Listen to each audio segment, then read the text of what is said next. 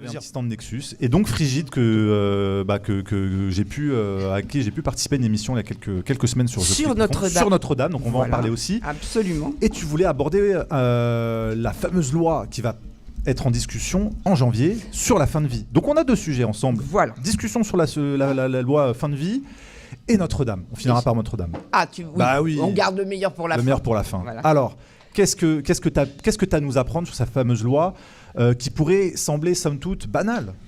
Oui, enfin, tout dépend de comment on considère la mort. Est-ce que c'est banal ou est-ce que c'est pas banal? Est-ce que c'est choisi ou est-ce que c'est soumis? Enfin, vous voyez, bon.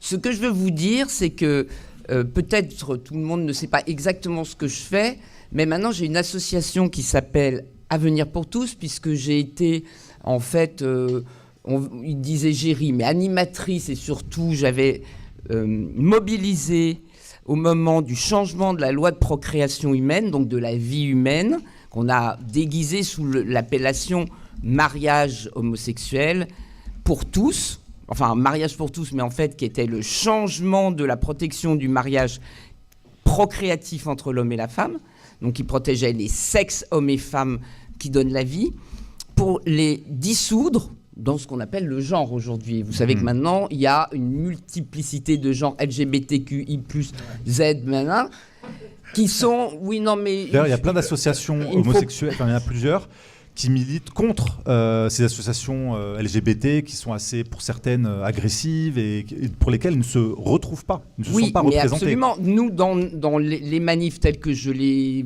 ai menés, qui ont mis plusieurs fois 1 million de personnes dans la rue, nous incluions, à l'époque, les couples de même sexe qui ne voulaient pas détruire la structure sexuelle de l'humanité. Parce qu'il y a des couples d'hommes et des couples de femmes. Bon, bref, ça, c'est pour maintenir la vie, y compris quand on ne peut pas procréer dans les corps parce qu'on est stérile, et qu'on passe par, en fait, de la procréation assistée. Eh bien, imagine... Alors, donc, nous voulons toujours que la procréation assistée, quelles que soient les formes de famille, soit entre un homme et une femme inscrits à l'acte de naissance. En fait, c'est pour qu'il n'y ait pas des semences anonymes manipulables génétiquement. Est-ce que vous comprenez bien tout ça? Ne pas manipuler la vie. Or, aujourd'hui, la loi, depuis 2021, permet à toute femme fertile, donc y compris en couple fertile, de faire des fécondations in vitro avec des semences qui ne sont pas les leurs, c'est-à-dire achetées sur les marchés. Ça ouvre la voie à la marchandisation de la vie. Alors, il y a la marchandisation, mais il y a surtout la manipulation génétique, puisqu'on crée des embryons en dehors des corps, et surtout, on les numérise. Le problème, c'est la numérisation de l'ADN. Oui. Et comment ça veut dire quoi, la numérisation de l'ADN? Que vous scannez l'ADN, et il est entièrement, aujourd'hui, répertorié dans les... Les Chinois sont très bons là-dedans. Et pas que les Chinois. Ouais. Les Américains et les Israéliens, surtout, qui ont les plus grandes banques de données d'ADN. Après, ils l'utilisent pour Est-ce que vous savez que quand vous avez l'ADN de quelqu'un, vous avez la personne, vous la contrôlez? Bien sûr. Et en plus, aujourd'hui, on sait refaire des ADN, des génomes entiers. C'est le génome de l'humanité, c'est votre espèce humaine. On les fait sans qu'il existe d'être humain vivant. Bon.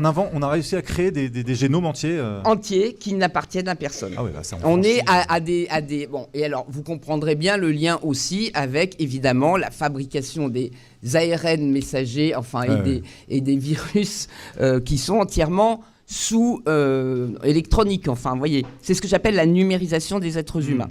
Alors, on arrive là maintenant, ça c'était en 2012-2021, la loi qui a ouvert une fécondation totalement artificielle à des gens fertiles, c'est-à-dire qu'en fait, on ne dépend plus de la stérilité, on a donné une nouvelle façon de procréer. Donc on peut commander un bébé bientôt Même des femmes, je le dis parce qu'on vous disait c'était une loi pour les personnes de même sexe, c'est faux.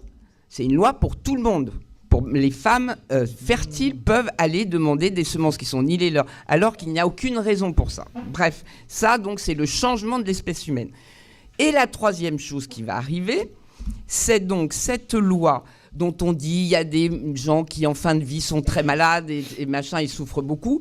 Donc, il faut qu'ils puissent décider qu'on leur distribue une pilule pour qu'ils meurent plus vite.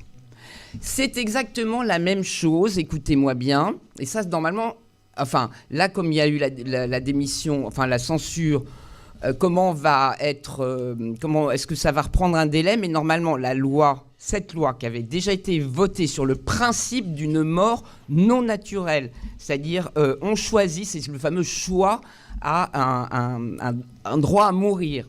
Je suis désolé, je m'en étouffe tellement. Vous imaginez que c'est du suicide médicalisé pour tous? Il y a comme une frontière anthropologique qui est franchie là. Ah bah, plus qu'anthropologique, structurelle, d'espèce. Conceptuellement, anthropologiquement, philosophiquement, on franchit alors surtout, je veux vous dire que depuis le mois de mars, le 4 mars, le 8 mars pour la promulgation, a été voté un principe de mort dans la Constitution qui est l'IVG constitutionnelle. Donc, vous avez la mort qui est constitutionnalisée à l'engendrement, à la procréation. Et là, elle sera légalisée à la fin de vie. Alors que la demande, il y a des demandes de gens qui veulent pas, qui souffrent beaucoup, etc. Sachez que tout ceci est parfaitement pris en compte par ce qu'on appelle les soins palliatifs. C'est vrai. Qui sont la première chose qui compte, c'est de soulager la douleur et d'accompagner des gens qui sont vraiment en bout du bout. C'est-à-dire, ils marchent plus, ils ne sentent plus leurs jambes. Vous savez, la mort, elle prend les membres et elle remonte comme ça jusqu'au cœur à la fin, quand elle est suivie naturellement. Eh bien, il y a des kinésithérapeutes. Ma mère il y a Jeanne Garnier qui est formidable dans le 15e, et ma maman, je l'ai accompagnée pendant 22 jours en soins palliatifs. On s'en occupe mieux que des vivants, enfin que des gens en pleine santé. Vous voyez ce que je veux dire? Et ils ne souffrent pas. Ils ne souffrent pas. Et si vraiment, et c'est pour ça que c'est très important que vous vous mobilisiez, si vraiment il y a des cas extrêmes, il existe déjà une loi depuis 2016 qui s'appelle la loi Leonetti-Claes, qui permet une sédation profonde et continue, c'est-à-dire qu'on endort les gens qui souffrent trop, alors qu'on sait qu'ils en sont à quelques heures ou quelques jours de s'arrêter, enfin de partir. Et qu'on ne peut plus les sauver, surtout. Ah ben non, on ne peut plus les sauver. Mais là, cette nouvelle loi, elle ne dit pas ça du tout. Elle va plus loin.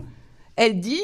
On donnera vraiment le médecin qui, pour lui, vous étiez tous mobilisés au moment de la maladie du Covid, primus non nocere. Oui.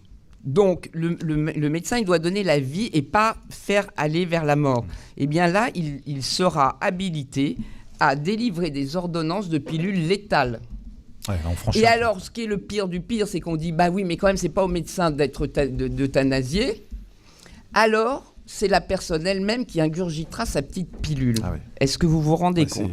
Donc moi, je vous appelle, parce que je sais qu'on n'a pas beaucoup de temps, je vous appelle à une chose, c'est absolument à vous mobiliser sur ces lois vitales de début ou de fin de vie, surtout de fin de vie, parce que c'est le point d'orgue, si vous voulez. On a enlevé la procréation naturelle, on va enlever votre mort naturelle, parce que comme dit Caroline Fourest, la nature est fasciste. Voilà. Ah ouais. Bah oui, c'est ça qu'elle dit, c'est pour ça. Et en fait, c'est Jean ou Monsieur Mélenchon qui dit qu'il faut avoir le droit de choisir son sexe et son genre. Il est pour la non-binarité du sexe et du genre, mais depuis 2017 et même 2012. Hein. C'est ça la loi de mariage homosexuel, c'est la suppression des sexes. Et c'est ce contre quoi on s'oppose. Ça ne veut pas dire que les gens n'ont pas le droit de se sentir mal. Ça exclut pas... C'est la dysphorie de genre, oui. Ça existe. Bien sûr, mais c'est quelque chose qui est un dysfonctionnement qu'on doit soigner. Quand vous passez du soin par les technologies et la numérisation à des méthodes de modification de ce qui est donné naturellement biologiquement, là, vous détruisez votre espèce. En plus, il y a un point commun entre les deux, c'est que les deux nous rendent dépendants de Big Pharma. C'est ce que j'allais vous dire. Les grands gagnants, encore une fois. Les grands gagnants, c'est le grand marché mondial, pharma et capital. Parce que l'euthanasie passe par Big Pharma, c'est ça que tu veux dire. Mais bien sûr, il faut les pilules. Il faut le système médicalisé. Il faut tout ça. Ils vont te le faire payer après. Même pour la procréation. Mais ça coûte une fortune. Les gens qui font un changement de genre, combien ça... c'est pris en charge, très bien. Oui, mais c'est entièrement pris en charge. Tandis que pour se refaire les dents, c'est pas pris en charge. Voilà. Et c'est vrai que tout ça, les grands gagnants, en tout cas, mais on peut débattre pendant des heures. Il y a quand même des gens qui récupèrent de l'argent derrière. Ce que je veux dire, ce qui m'ennuie le plus, c'est que autant on est arrivé à mobiliser très largement parce que l'Église soutenait en 2012-2013, c'est pour ça qu'on a mis tant de... Alors j'aurais bien aimé que les classes plus modestes qui ont été les gilets jaunes après se joignent à nous et puis que je ne sois pas virée parce que je proposais une solution alternative à la dissolution du mariage sexué, nous proposons une union homosexuée différente qui ne change pas la filiation et la procréation. Qu'on mette les géniteurs toujours sur l'acte de naissance. C'est intéressant comme bon, là, précision. ça va un peu vite, mais oui, on parce que parfois, les gens vont faire des raccourcis, des caricatures. Ils pensent qu'on est contre les homosexuels. Non, on est contre le fait qu'on manipule la communauté homosexuelle pour les grands intérêts du grand capital de la technologisation de la vie. Voilà. D'accord. En fait, c'est le fait. Merci beaucoup. Si vous l'avez compris, je suis ravi et je pense qu'aujourd'hui, il est grand temps de se refédérer. Il fallait attendre ce temps pour que tout le monde ouvre plus ou moins les yeux à chaque étape, vous voyez. C'était pas facile de comprendre en 2012 pour tout le monde. Mais là, je pense que vous avez vu qu'ils avancent par étapes. Et la prochaine est très, très proche. Je pense que même si François Bayrou, qui s'est opposé à la loi d'ouverture du droit à mourir, est-ce qu'on se rend compte du droit au suicide ? Mais c'est l'inversion du principe vital. Donc, même s'il est là, il sera obligé de lâcher pour arriver à Matignon. Donc, c'est à nous de nous mobiliser. Voilà. En fait, j'aimerais bien qu'à ce moment-là, on ait des discussions sur l'euthanasie. Parce que bon, moi, je ne suis pas forcément aussi... catégorique. Voilà, moi, mais ne donne pas la main. Juge pas les... Oui, mais moi, ce n'est pas du tout les gens ce qu'ils ont envie de faire. Tout le monde est libre de dire « je ne peux plus, je veux m'en aller ». Je le comprends très bien. Ce n'est pas à la loi universelle de l'imposer parce que demain, bien sûr. On vous forcera à mourir. Et comme vous savez très bien ici qu'il y a une volonté de dépopulationner parce que le robot prend notre place et qu'on est obsolète, eh bien, il faut en fait... Comme dit Laurent Alexandre, l'homme est obsolète avec l'IA. Par rapport plus loin... c'est vrai que les transhumanistes... C'est qu'une fois qu'ils se seront arrogés ce droit universel, comme de fabriquer des embryons universellement, tu perds toute ton autonomie, ta souveraineté, ta dignité d'être humain. Voilà. C'est ça que nous refusons aujourd'hui. Dans le chat. On a beaucoup de commentaires. Vas-y. Beaucoup de personnes sont d'accord avec justement Frigide. Laetitia qui nous dit merci à Frigide qui explique les détails très clairement. Patricia qui nous dit bravo madame. Ah, c'est sympa. Merci à vous. Guy, entièrement d'accord avec vous Frigide. Laurent K, je suis d'accord avec Frigide.